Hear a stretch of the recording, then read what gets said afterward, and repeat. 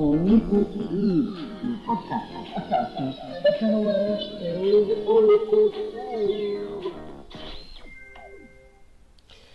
Bonjour à tous et bienvenue dans mon podcast, le podcast de moi-même pour ce 18e numéro de En écoute libre. Eh oui, et bienvenue en ce mercredi 2 juin 2021. Alors oui, voilà, donc si vous avez besoin de prières, n'hésitez pas par mail ministère.lecoeurdedieu@gmail.com. Nous allons commencer à prier, tout simplement. Nous allons prier pour toute autorité qui se place ici. Voilà, spécialement autorité politique et autorité spirituelle, c'est vraiment le plus qu'on a besoin. Et nous prierons le reste après la parole de Dieu. Seigneur Jésus, je te prie, Seigneur. Te dis-je pleinement, Seigneur, les autorités qui gouvernent la terre, le monde entier, la France, Seigneur, oh Seigneur, tu vois ce qui se passe derrière, dans les coulisses, Seigneur. Oh Seigneur, étends ta main, Seigneur. Oh Seigneur, enlève le voile du mensonge pour mettre la vérité, Seigneur, pour dévoiler, pour démasquer toutes ces choses, Seigneur. Je te prie, Seigneur, afin que tu puisses vraiment que, que tu puisses vraiment établir dans ce pays, à travers les ministres sur cette terre, sur ce pays, à travers le président, Seigneur, que tu puisses vraiment changer l'état de leur cœur, Seigneur, changer leur pensée, leur façon de penser, Seigneur. Oh Seigneur, par ton Saint-Esprit, parce que on y croit. Oui, Seigneur, oui. Croyons en l'impossible. Oh Seigneur Jésus. Parce que tout est possible à celui qui croit. Alors oui, je veux croire que cela est possible. Oh Seigneur, tu vois qu'il y a ce virus, Seigneur. Cette maladie, Seigneur, que tu puisses l'éradiquer. Que tu l'éradiques au nom puissant de Jésus-Christ. Par le sang de Jésus-Christ. Tu vois le pass sanitaire, le vaccin qui va nous obliger, Seigneur. Que cela ne devienne pas une obligation, Seigneur Jésus, mais tout simplement qui peuvent mettre ça comme un conseil, mais pas comme une obligation, Seigneur. Je chasse tout ce qui peuvent nous obliger, qui n'est pas ta volonté, Seigneur, au nom puissant de Jésus-Christ. Je veux être libre, si je veux l'accepter ou pas, ce vaccin dans mon corps. Et oui. Alors, Seigneur, tu vois aussi qu'il y a aussi la puce électronique qu'ils sont en train de faire dans certains pays. Et je sais qu'ils veulent faire ça en France, mais on est très réticents à cela. Seigneur, je te prie, afin que cela ne se fasse pas, au nom puissant de Jésus-Christ. Et si jamais ce fait que tu m'en épargnes, Seigneur, que je ne sois pas obligé de le mettre. Oh Seigneur, au nom puissant de Jésus-Christ, merci Seigneur. Je te prie, Seigneur, pour les autorités spirituelles, Seigneur, que tu as mis à travers notre chemin, Seigneur, que ce soit les pasteurs, les évangélistes, les apôtres, les enseignants, les leaders, que tu puisses vraiment les diriger pleinement, Seigneur, que lorsqu'ils parlent, c'est toi qui parles à travers eux. Seigneur, qu'ils puissent dévoiler certaines choses, mais que c'est toi qui montres, parce que on est tous amenés à cela. C'est parce que on voit certaines choses, le discernement, que on est forcément prophète. On est tous prophètes, mais dans le ministère, c'est autre chose. Alors Seigneur Jésus, je te prie pour toutes ces personnes qui ont pris ça à cœur, parce qu'ils t'aiment, qu'ils veulent faire ta volonté, et qu'ils ont peut-être reçu cela de toi. Mais peut-être que tu les as peut-être pas parlé ouvertement de ça. Alors, je te prie vraiment de leur parler. En fait, c'est servir pour servir, mais finalement, on ne te sert pas, puisque si toi tu n'approuves pas, alors Seigneur, vraiment de les parler, qu'ils puissent t'écouter aussi, de changer leur état du cœur, au nom puissant de Jésus-Christ, et vraiment de les aider pleinement dans leur attitude, dans leurs actes, ce qu'ils font pour toi, au nom puissant de Jésus-Christ.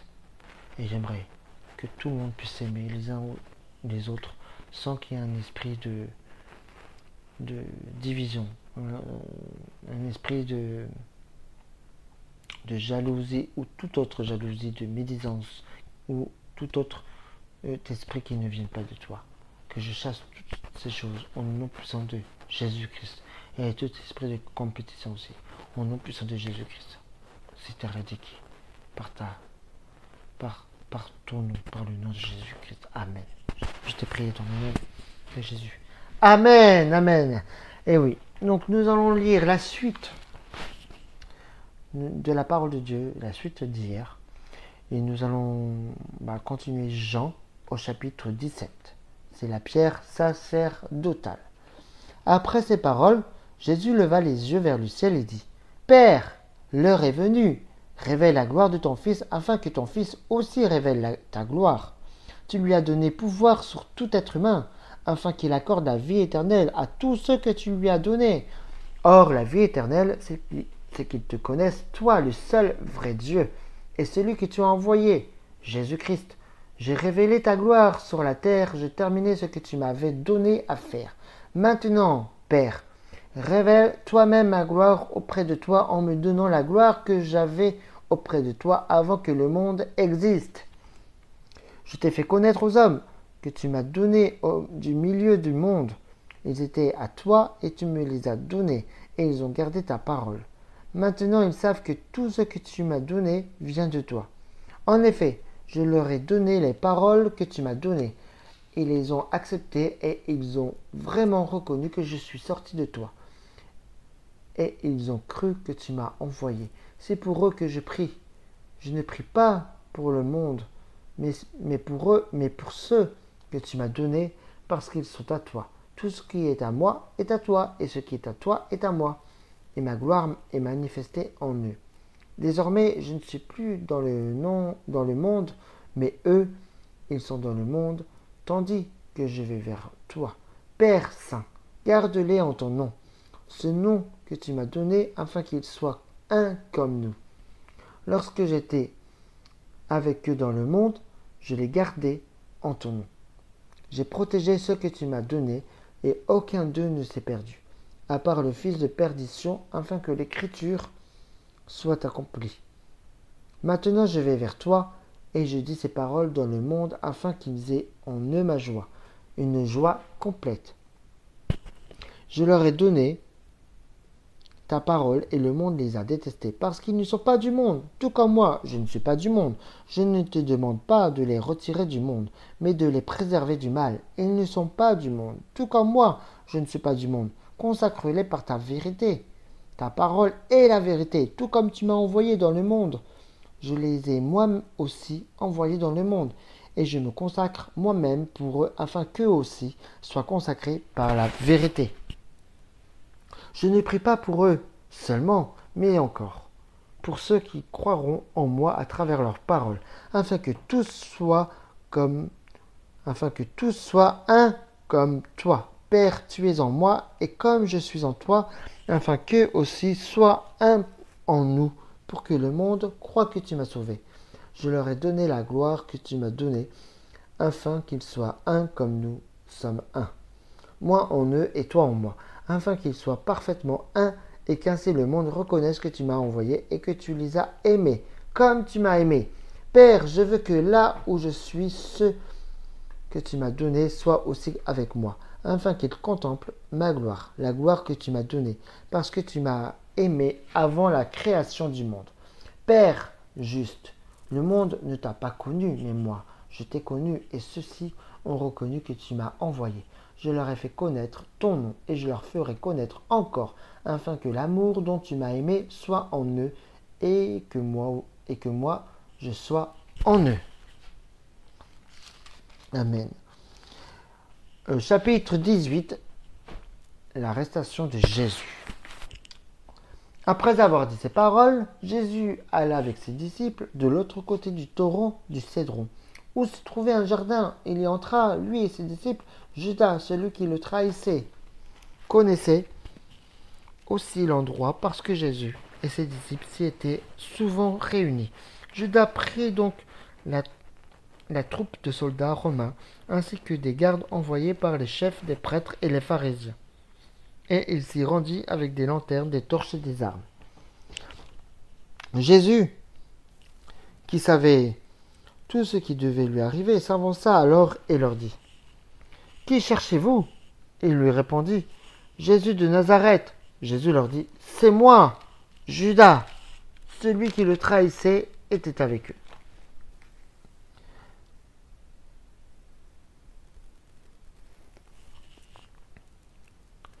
Lorsque Jésus leur dit « C'est moi », ils reculèrent et tombèrent par terre. Il leur demanda de nouveau : « Qui cherchez-vous » Ils dirent : « Jésus de Nazareth. » Jésus répondit : « Je vous ai dit que c'est moi. Si donc c'est moi que vous cherchez, laissez partir ceux-ci. » Il dit cela afin que s'accomplisse la parole qu'il avait prononcée. « Je n'ai perdu aucun de ceux que tu m'as donnés. » Alors Simon-Pierre, qui avait une épée, la tira, frappa le serviteur du grand prêtre et lui coupa l'oreille droite. Ce serviteur s'appelait Malchus. Jésus dit à Pierre : « Remets ton épée dans son fourreau. Ne boirai-je pas la coupe que le Père m'a donnée à boire ?» Jésus devant les autorités juives. La troupe, le commandant et les gardes des Juifs s'emparèrent alors de Jésus et l'attachèrent. Ils l'emmenèrent d'abord chez Anne, car il était le beau-père de Caïphe, qui était grand prêtre cette année-là. Or, Caïphe était celui qui avait donné ce conseil aux Juifs : il vaut mieux qu'un seul homme meure pour le peuple. Simon-Pierre et un autre disciple suivaient Jésus. Ce disciple était connu du grand prêtre, et il entra avec Jésus dans la cour de la maison du grand prêtre, tandis que Pierre restait dehors près de la porte. Alors l'autre disciple, qui était connu du grand prêtre, sortit, parla à la femme qui gardait la porte et fit entrer Pierre. La servante qui gardait la porte dit à Pierre : « Ne fais-tu pas partie, toi aussi, des disciples de cet homme ?» Il répliqua : « Je n'en fais pas partie. » Les serviteurs et les gardes qui étaient là avaient allumé un feu de braise pour se réchauffer, car il faisait froid. Pierre se tenait avec eux et se chauffait aussi. Le grand prêtre interrogea Jésus sur ses disciples et sur son enseignement. Jésus lui répondit : « J'ai parlé ouvertement à tout le monde. J'ai toujours enseigné dans les synagogues et dans le temple où les Juifs se réunissent constamment et je n'ai rien dit en secret. Pourquoi m'interroges-tu ? Interroge ceux qui m'ont entendu sur ce que je leur ai dit. Ils savent, eux, ce que j'ai dit. » À ces mots, un des gardes qui se trouvait là donna une gifle à Jésus en disant : « C'est ainsi que tu réponds au grand prêtre ?» Jésus lui dit : « Si j'ai mal parlé, explique-moi ce que j'ai dit de mal. Et si j'ai bien parlé, pourquoi me frappes-tu » Alors Anne l'envoya attacher à Caïphe, le grand prêtre. Simon-Pierre était là et se chauffait. On lui dit : « Ne fais-tu pas partie toi aussi de ses disciples ?» Il le nia et dit : « Je n'en fais pas partie. » Un des serviteurs du grand prêtre, un parent de celui à qui Pierre avait coupé l'oreille, dit : « Ne t'ai-je pas vu avec lui dans le jardin ?» Pierre le nia de nouveau et aussitôt un coq chanta. Jésus devant les autorités romaines. De chez Caïphe, ils conduisirent Jésus au prétoire. C'était le matin. Ils n'entrèrent pas eux-mêmes dans le prétoire afin de ne pas se souiller et de pouvoir manger le repas de la Pâque. Pilate sortit donc à leur rencontre et dit : « De quoi accusez-vous cet homme ?» Ils lui répondirent : « Si ce n'était pas un malfaiteur, nous ne te l'aurions pas livré. » Sur quoi Pilate leur dit : « Prenez-le vous-même et jugez-le d'après votre loi. » Les Juifs lui dirent : « Nous n'avons pas le droit de mettre quelqu'un à mort. » C'était afin que s'accomplisse la parole que Jésus avait dite pour indiquer de quelle mort il allait mourir. Pilate rentra dans le prétoire, appela Jésus et lui dit : « Es-tu le roi des Juifs ?»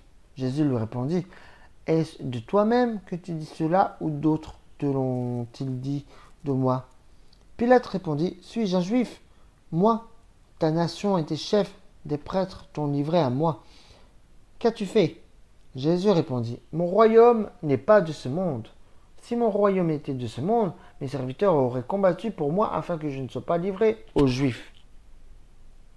Mais en réalité, mon royaume n'est pas d'ici-bas. » Pilate lui dit : « Tu es donc roi ?» Jésus répondit : « Tu le dis, je suis roi. Je suis né et je suis venu dans le monde, c'est pour rendre témoignage à la vérité.